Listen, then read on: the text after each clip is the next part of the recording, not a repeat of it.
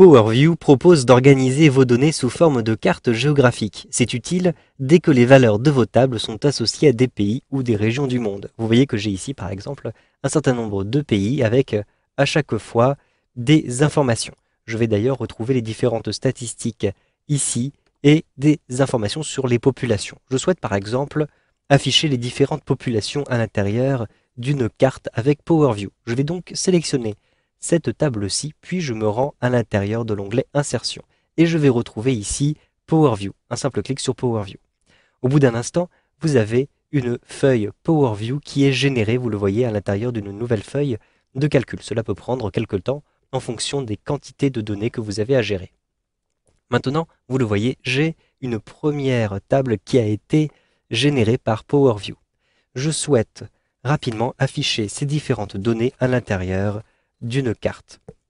Je ne souhaite pas avoir la densité et je ne souhaite pas avoir la superficie. Je souhaite avoir uniquement le nom du pays et la population qui se trouve juste en face. Ensuite, je vais maintenant cliquer à l'intérieur de l'onglet Conception pour retrouver Carte. Je clique sur Carte. Si vous avez bien orthographié les noms des pays, ils seront automatiquement reconnus. Cliquez simplement ici sur Activer le contenu. Au bout d'un instant, vous le voyez, les différentes données sont bien affichées sur la carte. Je vais agrandir cette carte pour que nous puissions mieux la voir. Donc je clique ici en bas à droite, je maintiens le bouton de la souris appuyé et avec un glisser-déplacer, je vais agrandir cette carte. Nous n'avons pas besoin des filtres, je vais donc cliquer sur la petite croix pour masquer les filtres et ainsi beaucoup mieux voir cette carte-ci. Donc vous le voyez, les différents pays qui se trouvaient à l'intérieur de mon tableau sont maintenant représentés par sur une carte avec des pastilles, vous le voyez, de tailles différentes. Ces tailles vont correspondre exactement et proportionnellement à la population qui se trouve à cet endroit-ci. Sachez que vous pouvez ajouter des éléments supplémentaires. Par exemple, je vais avoir ici des couleurs.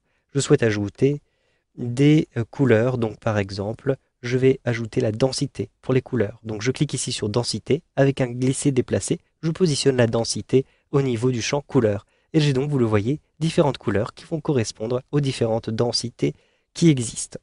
Je souhaite maintenant afficher uniquement un certain nombre d'éléments. Vous le voyez, par exemple, ici, je vais avoir énormément d'éléments qui sont affichés les uns sur les autres. Ce sera donc difficile à lire. Je vais créer des filtres dynamiques. Pour cela, par exemple, je vais appliquer par système politique. Donc je clique ici sur tous et vous le voyez, j'ai diverses informations supplémentaires sur les différents pays, notamment le système politique. Donc je vais ici glisser le système politique dans, non pas dans multiples verticaux, mais plutôt dans la mosaïque. Donc tout en haut, vous avez ici, vous le voyez, mosaïque par. Je vais ici glisser système politique à l'intérieur de mosaïque de manière à faire apparaître ici divers onglets qui me permettent de filtrer très rapidement les éléments. Par exemple, ici, monarchie parlementaire donc, correspond au Royaume-Uni. Ici, par exemple, pour les républiques fédérales, je clique à cet endroit-ci, je vais avoir l'Allemagne, l'Autriche et la Suisse. Pour les différents types de républiques fédérales, donc j'ai ici, vous le voyez encore, d'autres éléments. Je vais pouvoir ainsi très rapidement naviguer à travers ces différents onglets, donc par exemple ici par système politique, pour retrouver les informations qui m'intéressent. Vous savez donc maintenant comment afficher les données dans une carte avec PowerView dans Excel 2013.